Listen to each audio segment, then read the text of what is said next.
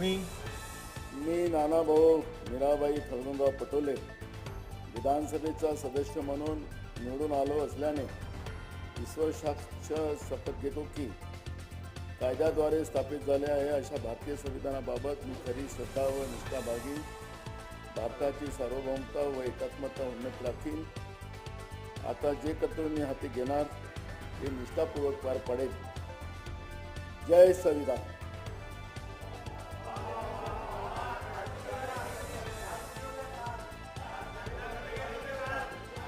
श्री जयंत पाटील, श्री राधाकृष्ण विखे पाटील, माझी आपणाला श्री विनंती आहे, दिलीप सोपल.